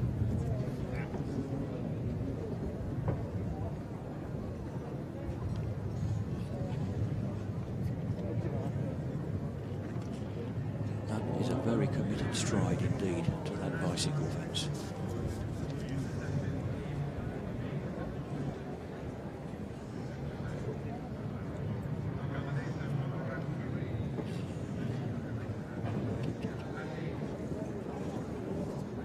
Two fences.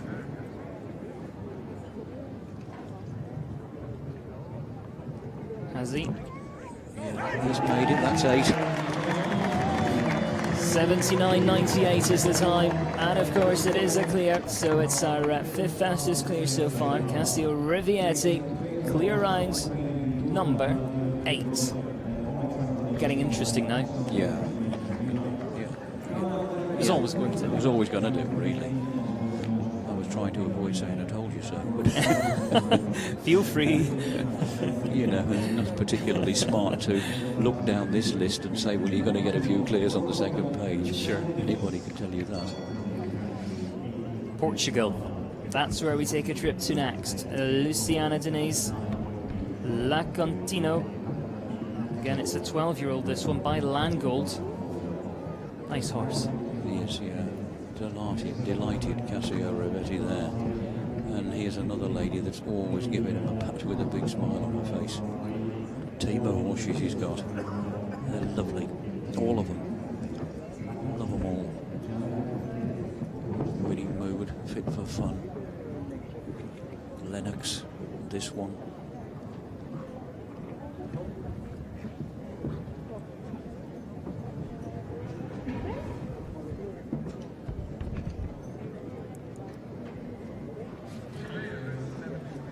Dozen more to come. And, 8 clears. So I think he's got it about right. Oh. But they're having fences. The hallmark of a good course designer. They're having fences down all over the place, aren't they? Yeah. You know, not many times has that fence gone down, but she's just had. And there's nothing tricky in there, is there? No. Centre Park. They've got to be super careful here today, and they've got to obviously have scope to jump in. Any horse has got to have scope to jump a 160 track, but they've got to be very careful here as well, because I'll use the word again. This is a bit poly. It is a bit poly. It's that roly-poly course. Very old English expression, that is, I suppose. That's your trademark now. It's going to stick. Oh no. So it is, unfortunately, a total of the 12 there. 12 faults for a very good horse, but just not there today. Luciana Denise for Portugal, leaving on 12 in round 1. Now, with this track, I don't think, as I said, there's anything that's there to kind of catch them out, but with this course designer as well, I don't think I've ever seen him build anything to catch horses. He sometimes builds to catch riders, but never horses. Yeah, I mean, that's what he's done today, isn't it? Yeah. Really, the same thing again. They've got to be spot on all the way around here, and they've got to have a very good game plan. Like I was saying about Young Van Patient, the way he talked about the track. Okay, I asked him what he thought of it, you know, and he went through all the distances with me. And he, for one, nearly everybody in here, all of them, would have a game plan as to whether they're going to go 6, 7 or 8, or have a pull here, or I'm going to land and go there. There's not much land and go about it though. No, they're always thinking. You land and you've got the next question. All on backward strides. Gert-Jan Bruhink having a very good year. An 11-year-old gelding on track for him. This one called Vampire.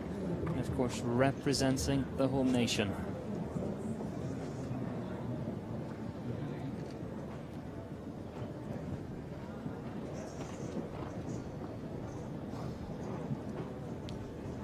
Second in a competition, the earlier competition today. Fastest clear around class. Went first to go, so that was a good effort in a speed class. Doing a good job here too.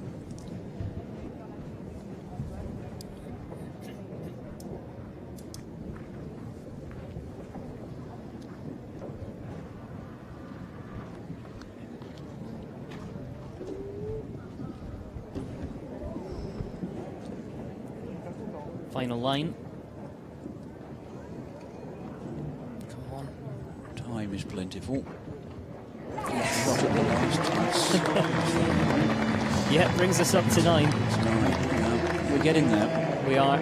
And of course, you saw him as soon as he went through the finish. The arm went up in the air. It goes up again.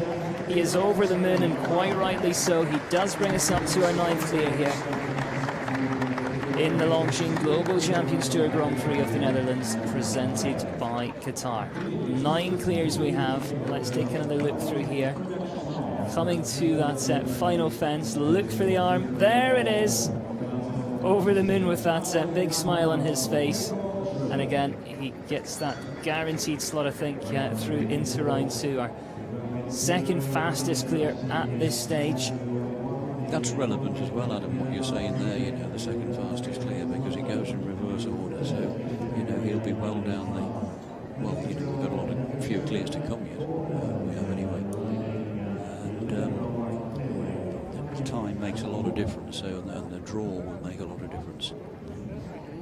And we remain with the A-list riders. Garco Schroeder on track now with Cognac Chamblanc, an 11-year-old. And don't forget as well, with the influence, the draw, if they do get through the second round again against the clock, then they're going to go right at the end of the draw then. And there's no doubt about it that the draw made a big difference in, well, all 3 of the last global champions that I've seen commentated on. They've all been very influenced by the draw.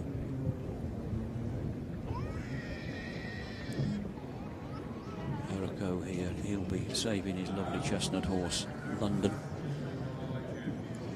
We'll probably see him in London, maybe, I would think. Yes, he is taking that one. Is he? To London, and then probably straight on to World Equestrian Games. That seems to be most of the key riders' choice for their best horses, their very best horses, to do London and then away. That's in Caen, in Normandy, of course.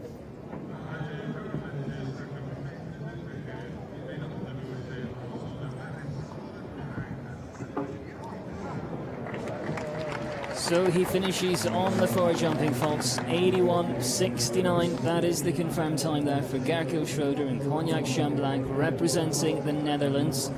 It does head down into 15th, and as we have said on a couple of occasions, it is the top 18 that go through. We find out what happens a little bit later on, but of course so many world-class athletes still to come. You see just that top rail on the Longines coming down. You see the crowd really building up. They know we've got another 2 rounds to come this afternoon. I say that, of course, that 3rd round only coming if we get double clears. It's going to happen, isn't it? Oh, yeah. Trust me. We'll remind you of that later. Yeah. Well, as Steve said earlier, it really is like a who's who of show jumping when you look down the final few. And Ludger Beerbam, an athlete who you all know, one who's jumped at, I think, every single big show around the world. He certainly has the experience, and this horse, it's a good one. By Contender, the 11-year-old mare, Shiara and Ludger Beerbam for Germany. He's had some career, hasn't he? Well, yes, he has actually. I mean, I've got to do a big sit-down interview piece with him tomorrow morning. So I've gone through his record. I don't like quoting stats all that much, but if you look at his CV, it's about an inch thick. And, you know, his career is since the Seoul Olympics, when we rode the Freak as a catch ride, because, you know, the horse, his other horse was injured.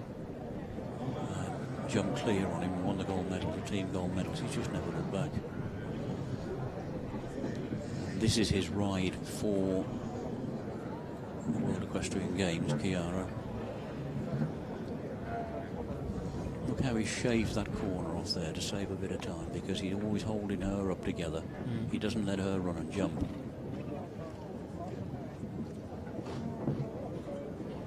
Just 2 fences, a mile of time.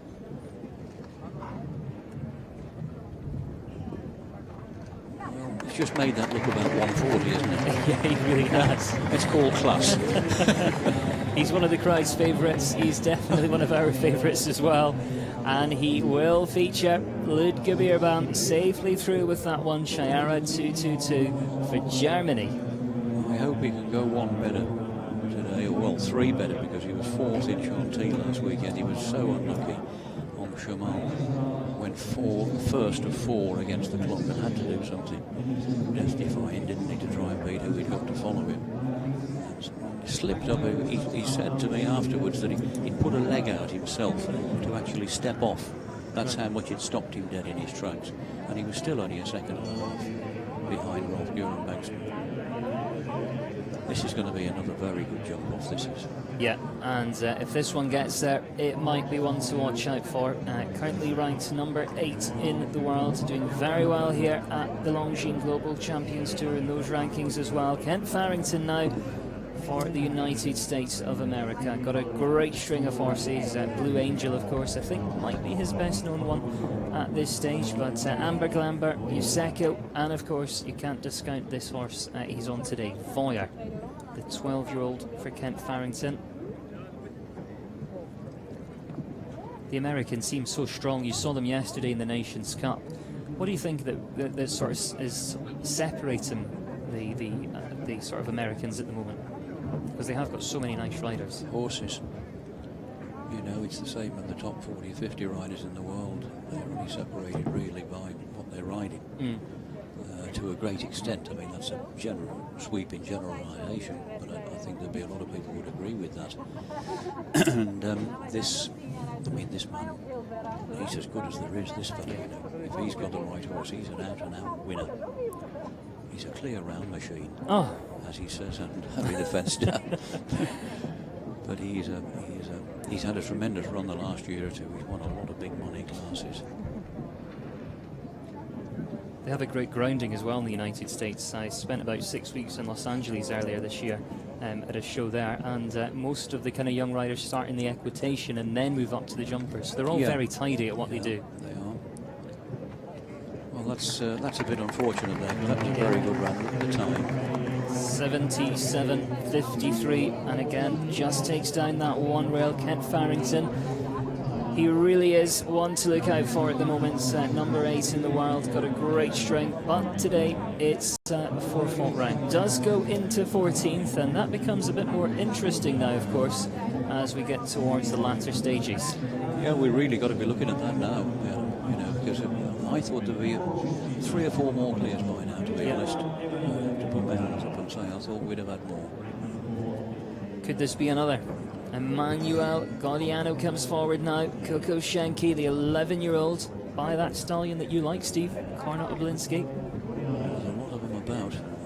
You know, with there'll be an awful lot more now with the success of his early progeny.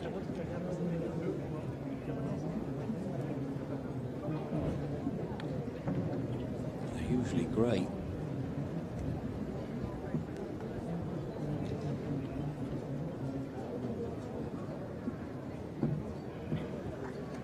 They do jump, don't they? Oh, yeah.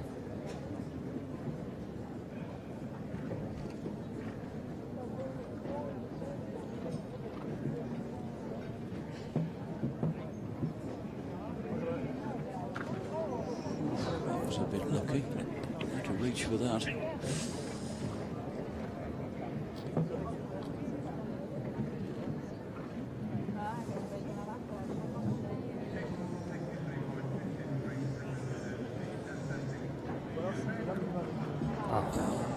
fence has caused some problems, isn't it? What do you think it is? Do you think it's the turn into it that's... A little bit, yeah. They're trying to get a bit of time back. None of them going much farther than... It's a long way back to it, so you have to turn fairly short. And they're all turning in from about 3 strides. And it is a big vertical, a big skinny vertical. You know, there's not a lot of body to it. And it is a bang-up 160. Well, it does come down the centre part of the combination as well. So finishing on the 8 jumping fault, 77.53 the time there in round 1 for Emmanuel. Just not his day, of course, riding for Italy. You see part of the family there. It's good at these shows, you really can bring the family along. It's got the facilities here for them to come and enjoy the weekend, even if perhaps part of the family's not particularly interested in the sport. There's still quite a bit to do around here. Eat and drink. Yeah. And then the other venues as well, you know, like Paris, you're right in the centre of the city. Well, exactly. It's the Formula 1 of show jumping, it really is. Ireland is next then, and an 8-year-old mare. So continuing with that trend of horses, Dennis Lynch producing many of them over the years. Corrida 75, this one by Graham de Henry. And of course, as we said, representing Ireland. Some lovely shots there from the cameraman. A real concentrated look on Ralph Göran Bengtsson's face. We'll talk about him in due course because he's been a revelation this last 3 Champions Tour shows. Time this man won a big one again. He's been going well. Oh, for goodness sake, what on earth did he do that for?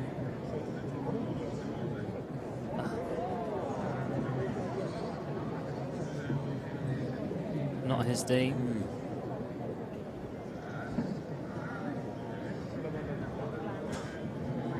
Pull up, Dennis. Take him out. Tomorrow's another day. I think he has actually given that signal to the ground jury. I think he is taking your advice, and he is taking him out. Dennis Lynch, that Corrida 75, and as Steve said, very much another day tomorrow as we return for the 3rd day of the Valkenswaard leg of the Longines Global Champions Tour. It's a nice horse. He is a talented rider as well.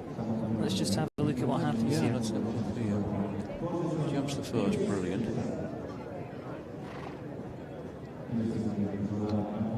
It's difficult to know, you know, really. The horse was half backing, wasn't he? Yeah. And I think he just, you know, he spooked at it a little bit, half backed. That left him on a stride that Dennis didn't approve of. Stepped straight through it. Well, we are down to our final 6 here in round 1. Pierre Switcher comes forward next to Lago, a 9-year-old. Got some Cathargo lines in there as well. Top 18, as we know, do return here, and at the moment, all our clears, the 1-time faulter, and all our 4 faults apart from 1, earning their place. You know, another stat as well, though, Adam, you know, we've got 6 to go, 40 gone, or, yeah, 40 gone, and we've got 10 clears, so it's 25% clears. Yeah. It's about right. Yep, spot on. Right, come on, Pierce. Let's go. He's had a good run in these shows.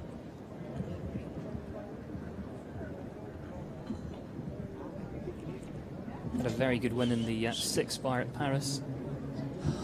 Did you see that on the television at all? The 6 bar. No, I missed that one. Incredible 6 bar I've ever seen. Everything went clear in the first round or two, and there was a big yawn.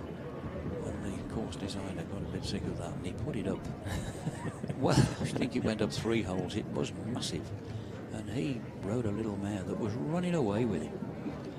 And jumped it at 2 meters, was it 2 meters 5, I think, over a single pole, a bright pole.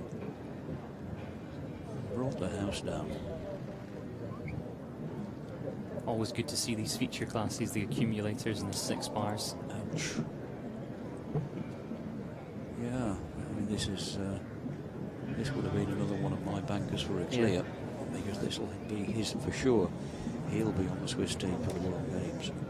He's got some great form. I think he's been second in one of these Grand Prix. I think he's won one yet. What's it say on your little book of words there? Wasn't he second in Paris?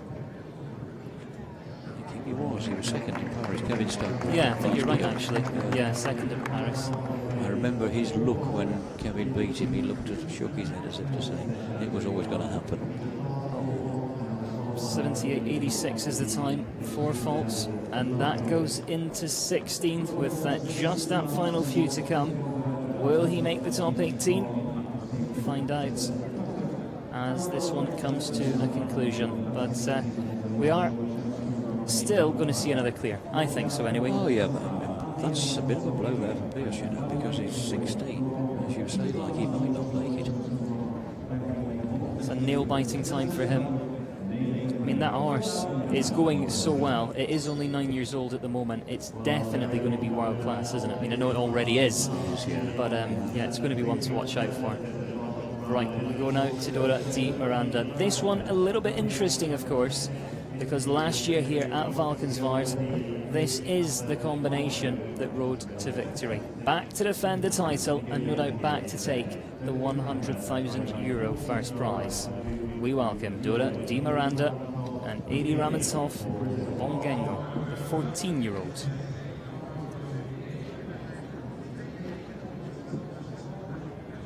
If this goes clear, I think the pressure will be added on as well.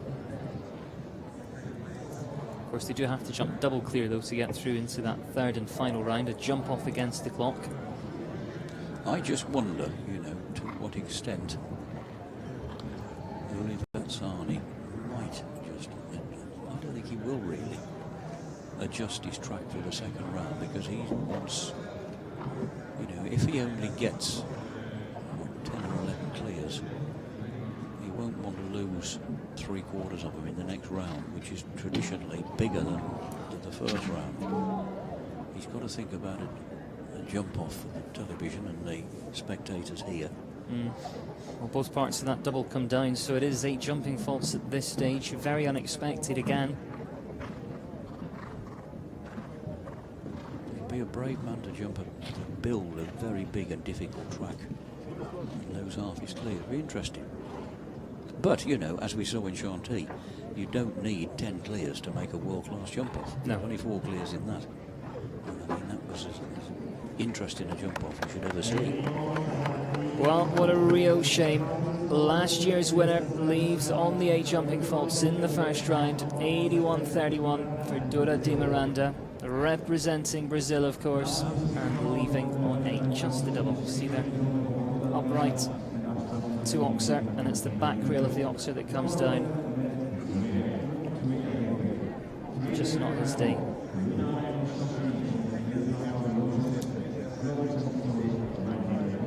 But we do continue, and it's very close in the rankings here at the Longines Global Champion Tour. This man currently is ranked 2nd. Rolf Garen Bengtsson with You Need to Ask, the 10-year-old mare. This has to be one of the favourites, surely. Well, she's only a 10-year-old, like Corrado. And he's been doing his heroic stuff over the last 3. Casal. He was 2nd in Monaco, 4th, at a fall in Paris, which near enough cost him the class, because he was, as I said earlier on, he was trying to get up a 6-stride distance in 5. Marcus Eining had done it very well.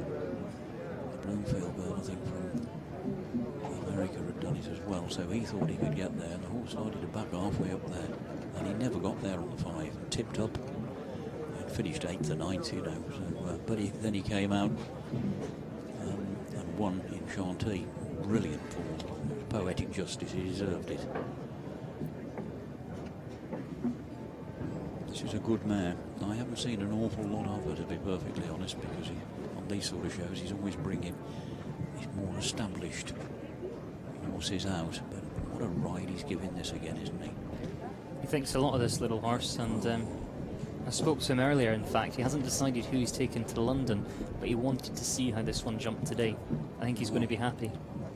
No, he'll take the big brown horse to London, won't he? But that's a smashing run, and what a ride. 2nd and a quarter inside the time. He does love her, doesn't he? Gives her a big pat. 81.79, a clear and into 11th place. See if we get a replay of anything here. Probably the handshaking, I'm guessing. Yeah. That was cheer up, Edwina. Of course, Edwina does lead the series. Rolf just behind her, heading through the Longines combination here. Class little horse. You won't see a better job there made of carrying a relatively inexperienced horse around a big, difficult track. That was skill, pure skill.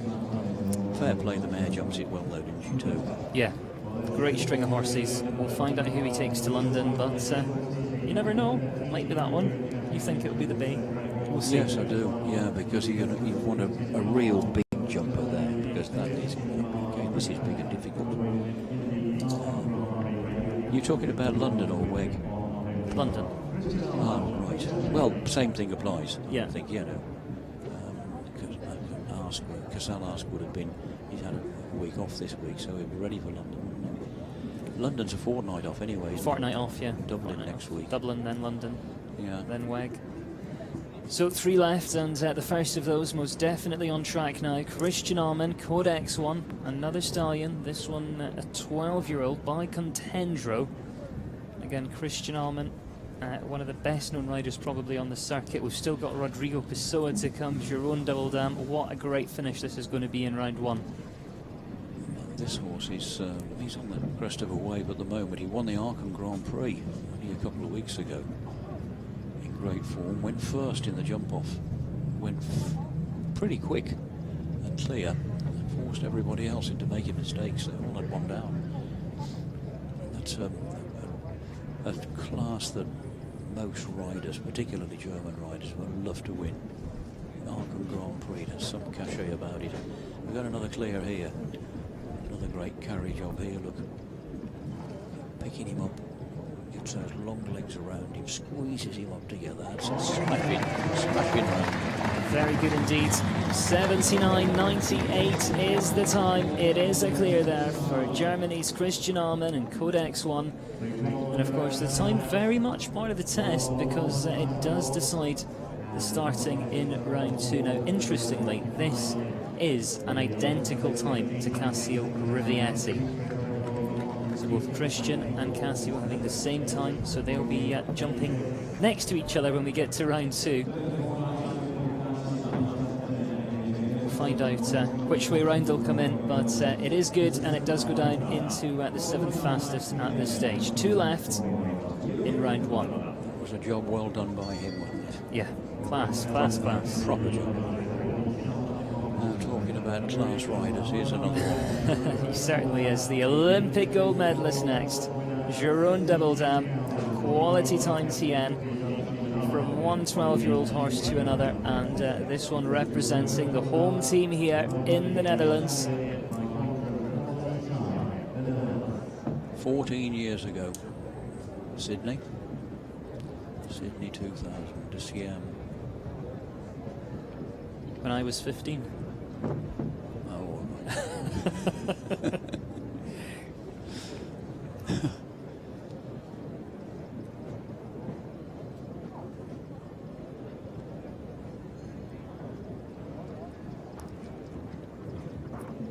Oh, oh, unexpected.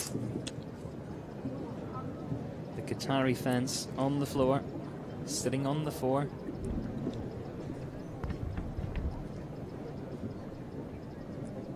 There's been a few surprises in this first round. there has. Fair play. You're only 29. Yeah. You look a lot older, don't you? Thanks. I'm 30 in October and absolutely dreading it.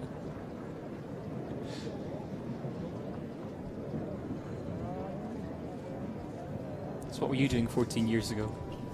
same as I'm doing now. Yeah, I was at school. Round to this final line then, on the 4. Fast 4 falters are going through. Will this be one of them? I don't know, really. 78.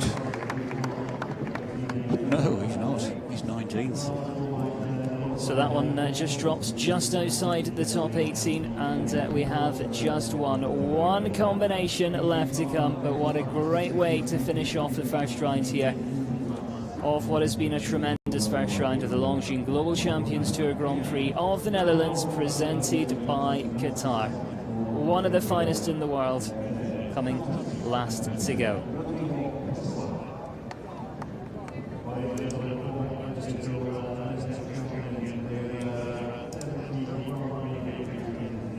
So we see Edwina there, of course, leading the way in the series. The riders already making their preparations ahead of this afternoon. A little bit of a break, of course, between the first and second rounds. But will our final rider be in round 2? Rodrigo Pessoa. Status. The 10-year-old gelding by satisfaction. Last to go in round 1.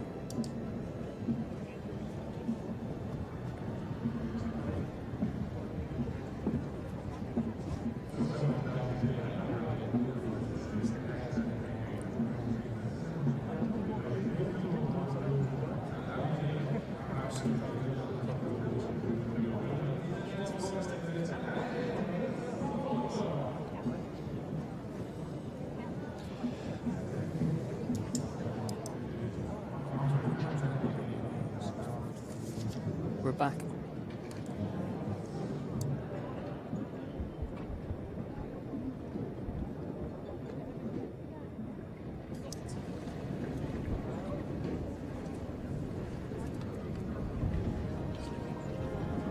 So looking very good at this stage. On a clear so far. Nice horse, this. Really nice. Good to see Rodrigo back with another good one. He got a lovely way of just letting the horse travel. Lovely, soft stride. Okay, this horse has got a great action. He's a great goer anyway. He suits Rodrigo down to the ground. He held him up there, short, bounced him off the ground. True class. 79.03, it's our 4th fastest, and of course that does matter because it decides the order of starting when we get to that second round a little bit later on. But it is a clear for Brazil and for Rodrigo Pessoa, riding off the first round here of the Longines Global Champions Tour Grand Prix, presented by Qatar. So Steve, from now they head through into round 2, the top 18, and then of course it's double clears that go forward into the jump off. And I think, as you said earlier, we are guaranteed that third and final round today. Yeah, it'll be another crack on this one, really, because I know we've lost a few horses that had a fence down that we thought would have gone through. We've still got a dozen clears, haven't we? Yeah, and some very good ones. And we see 13 clears. Van Asten, our fastest, 76.68, so he will be jumping in pole position. But look at the field. Christian Almond's in there, Tiffany Foster, some very, very good horses. Don't forget, of course, that 4 horses carry their fours. Some of the clears will have fences down. 4 horses that do qualify. So one with 1-time fault. Saggers the cut-off point, Ken Farrington, Yannick Esponga, and Daniel Deutzer all go forward on 4s. So yes, that's the results of the first round, of course, and those lower placings. But it's 18 cash awards here today, and that will be decided later on, won't it, when we get through into that second round. As you say, so it really is far from over for those top 18. So there's a big surprise there. 3 down. That's show jumping, isn't it? Yeah. The horse has been going out so well, and several horses just had a mistake. Dennis Lynch had a major hiccup there. Interesting first round. I mean, good jumping.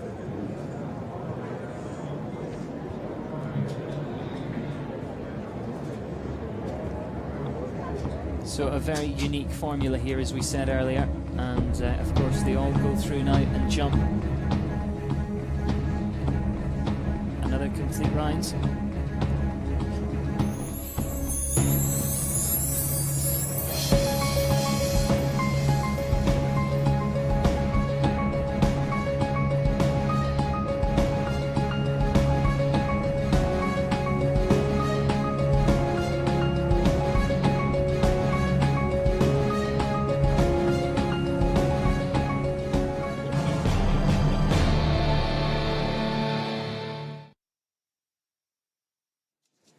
So the Longines Global Champion Tour brings the very best in the world, and of course here today it is certainly no different. The Global Champions Tour Grand Prix of the Netherlands, presented by